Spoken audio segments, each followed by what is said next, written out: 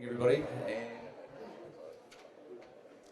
welcome along to the New Zealand Fact Economic Contribution of the New Zealand Film and Television Industry Report launch. That's a mouthful. My name is Tui Rufu. I'm just here to introduce our esteemed panel today. On my right is Chris Taylor from PricewaterhouseCoopers, who prepared the report, which you'll hear about today. Here is Mr. Tony Eaton from NZ Fact, the Managing Director. Next to him is Pete Reeve, who's the Chairman of Film Auckland and also the co-chair of, what is it, Pete? It's a mouthful. We'll leave it. The digital. Okay, and finally from Think TV is Rick Friesian. So welcome along. We're going to just give you a quick snapshot of what's happening today, firstly with the PowerPoint, and I'll hand over to Tony to move into it. Thank you. You're a bit taller than me, Tui. Thank you. Good morning, everyone, and thanks, Tui. Look, NZ Fact is a not-for-profit organisation formed in 2005 to promote and protect the screen community here in New Zealand. So we've engaged with various partners to create this report, and something I, along with PwC, are very proud of. The report's been undertaken to better understand and recognise the growing significance of the New Zealand film and television sector. And as a sector, as you'll hear, it's stimulating a wealth of jobs, creative opportunities for New Zealand's economic prosperity. Before I jump in with the panel and just give you a quick snapshot, there's some organisations that I really just need to say thanks that helped bring this all together. So first and foremost to Chris, the overseeing partner, and Gareth Stoven. Happy Father's Day, Gareth, and thanks for coming in. To the Motion Picture Distributors Association and the Home Entertainment Association, their support is appreciated. To Rick Friesian from Think TV, it's a partnership that we're starting with, and I'm sure it's going to be a long one. And also to the National Association of Cinema Owners, based in New Zealand and Australia, and to the Executive Director Michael Hawken, who is located in Brisbane, couldn't be here. Unfortunately, and sends his apologies. I wasn't sure if it was the fact of the 22-0 hiding that we gave them a week ago, but hopefully he'll be over here very soon, and we certainly won't repay the favour. Also to Images and Sound Post-Production House, Grant Baker. Grant's been absolutely fantastic on this and other projects, so a big thank you to Grant. Now I'd like to hand you over to Chris, who will give you the findings.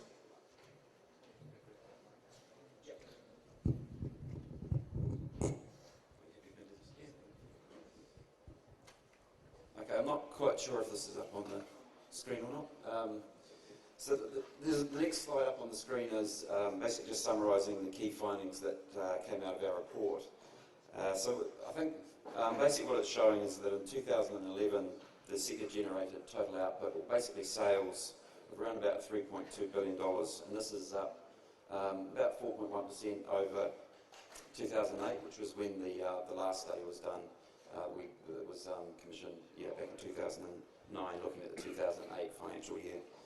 So the sector contributed a total of about $2.8 billion to GDP, and this is sort of comprises two parts. One component is sort of the spending that occurs directly by the film and TV sector, and then there's the sort of induced effects or indirect effects, which is when people within the sector are buying from other sectors, and also that the salaries and wages that come out of the film and TV sector are spent elsewhere. So that contributed, yes, about $2.8 billion of GDP. And of that, approximately half of that was actually paid out as total labour income, or salaries and wages, if you like. So that contributed about 1.4% of New Zealand's total GDP. That's sort of 9.5% higher relatively to where it was in 2008. The last point on the slide is just that the total sector supported approximately 21,000 jobs. So half of those are directly employed within the TV and film sector, and the other half, as I mentioned before, are sort of indirect, or when we're buying goods and services off other businesses. So we're supporting jobs in those sectors, as well as when the employees and the profits are spent from the film sector. So I think that sort of covers off the key contents of the report. There's obviously copies of them down here that can be distributed, but I think I'll now hand over to Peter, who's going to talk about specifically about the production sector.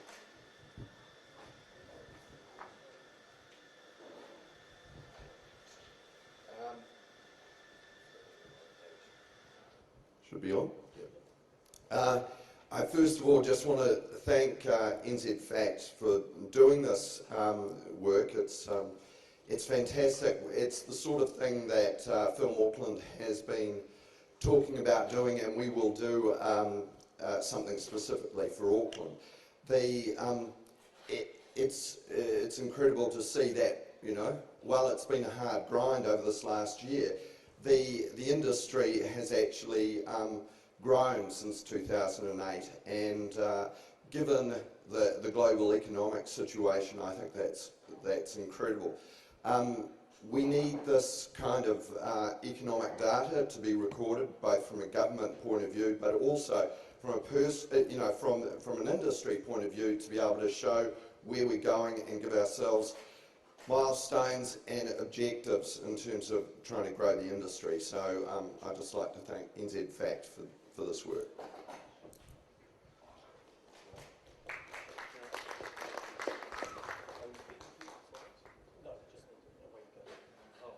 Right. Representing the television industry, obviously we are a significant part of film, the screen sector.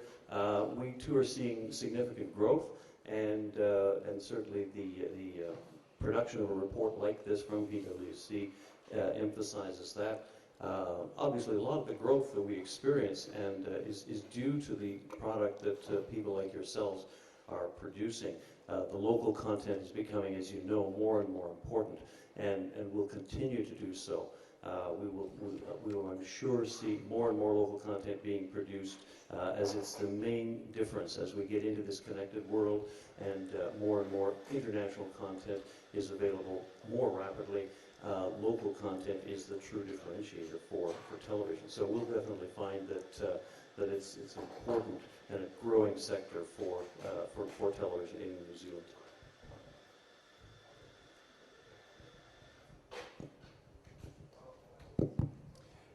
Pete, just a little bit more in detail about, from Film Auckland's perspective, we spoke earlier about the traditional film and television industry, but you also spoke about the impact in the digital growth that's happening. Can you just elaborate on that a little bit? The acronym that when you came to introduce me, talking about the other organisation that I'm involved with, through Auckland Tourism Economic Events and Economic Development, or ATED, we've formed a leadership group called the Auckland Screen and Digital Content Strategy, which is looking over the next 10 years at the industry and what we can do to help grow it. One of the important bits of work that we'll be doing is around definition of digital content.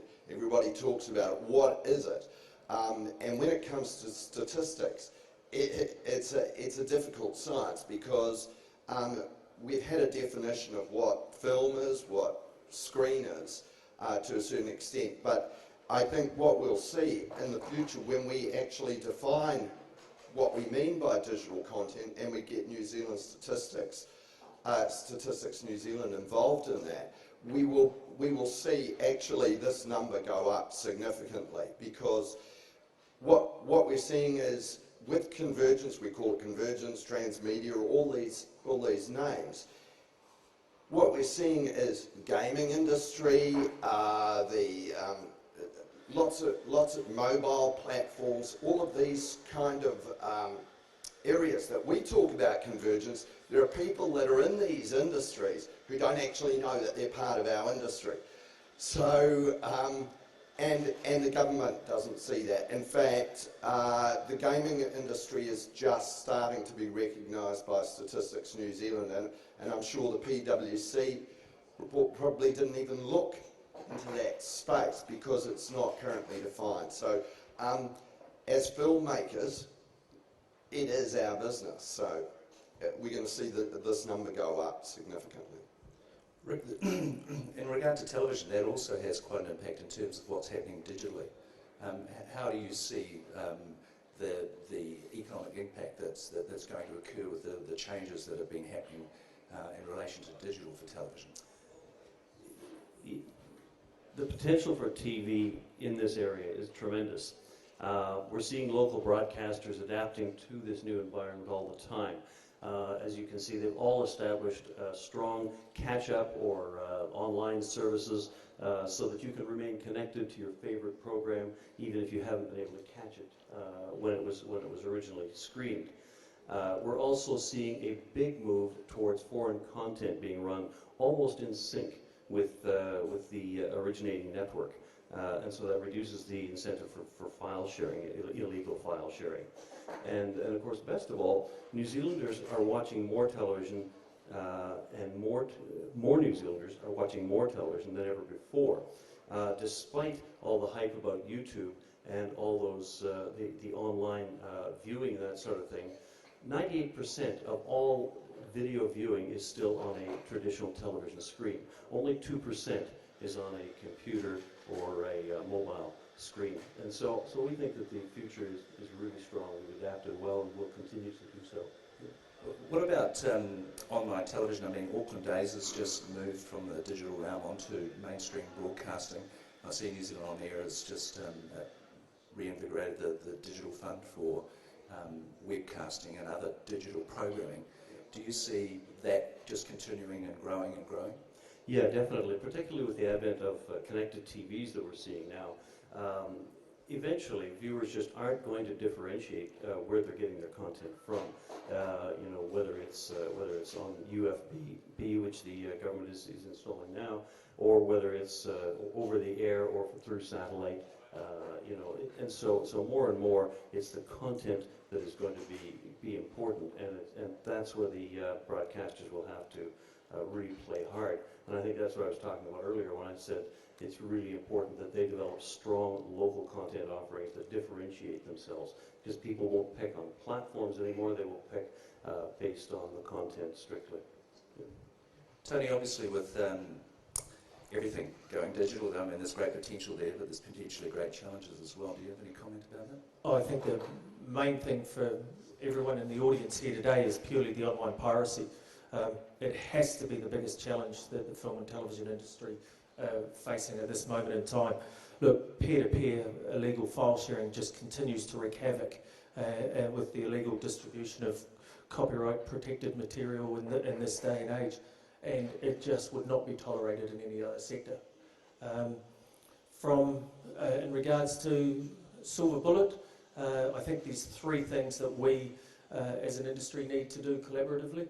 Is first and foremost is further education. I think we're seeing that with the engagement of youth and showing of the online environment that we have as legal content, that people are actually moving to that. From the PwC survey, we've shown a 55% increase in legal services in just 1 year. And now with quick flicks coming into the market, that's incredibly exciting. I think there needs to be legislative arrangement that it's in step with the digital age. We've got the Copyright Act 1994. There's a hell of a lot of things that have happened since 1994 in a technological perspective. And also we need, and I think this is crucial, constructive partnerships with content creators and the ISPs to get it out to the community, to give them those various options. And Chris, finally, just to come back to you, I mean, your firm was responsible for the 2008 report. I mean, we've now got the 2011 one with us. Is there anything that stands out for you in terms of what's happened over that period of time in relation to our industry? Look, I think from our perspective, it's obviously there's been some good growth in the sector, and it's making an increasing contribution to the GDP. It's increasing at 1.4%, which may not sound that big in percentage terms, but it's an increasing number, and it is actually quite a considerable number. I guess there's a couple of things I'm just keen to touch on. It is also a very high productivity in high wage sector compared to a lot of other sectors. So, as we point out in the report, I think the New Zealand average full-time wage equivalent is about 51,000, whereas in this sector, the directly employed, it's about 71,000. So it's quite a, it's obviously a high productivity sector. So look, I think it's, from what we've seen, it's growing and it's making a significantly increasing contribution.